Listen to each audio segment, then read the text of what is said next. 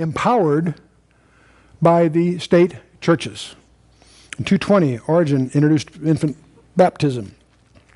Constantine, for his own purposes, adopted Christianity when he took over. The Edict of Toleration endorsed religion as being legal. House churches in 380 were outlawed, and that continues to be the pattern even in the Protestant Reformation. Luther and Calvin tried to wipe out the house churches. There was loss of control in their mind.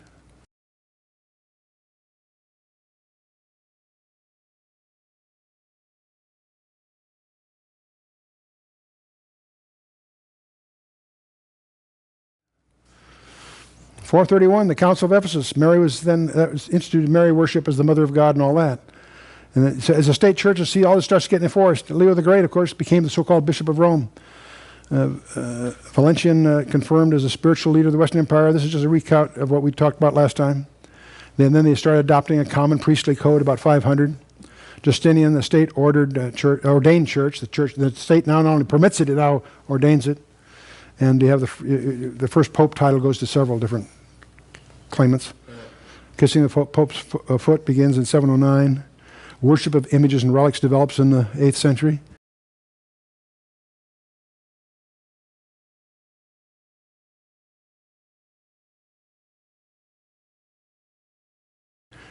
Use of holy water begins in 850. The canonization of dead saints in 995, just before the millennium ends. Fasting on Fridays before Lent was introduced just in 998. Celibacy of the priesthood was instituted in 1070. The hidden agenda there is to keep priests from having an estate, to have all property belong to the church. So if they're celibate, they don't have an estate. They may have illegitimate sons. That doesn't encumber the assets. Prayer beads adopted from paganism in 1090. The Inquisition begins against the Jews and witches and what have you in 1184 and on.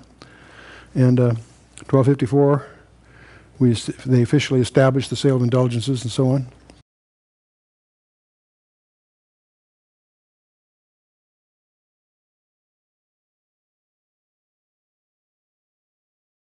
That's 3 centuries before Luther, by the way.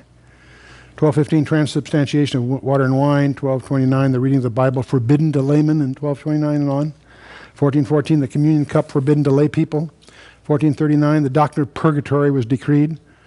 That's not biblical, obviously. 1492, the Jews were outlawed in Spain in 1492. That's why Columbus had to split before midnight with his crew. 1545, the tradition granted equal authority with the Bible. 1545, the tradition granted equal authority with the Bible.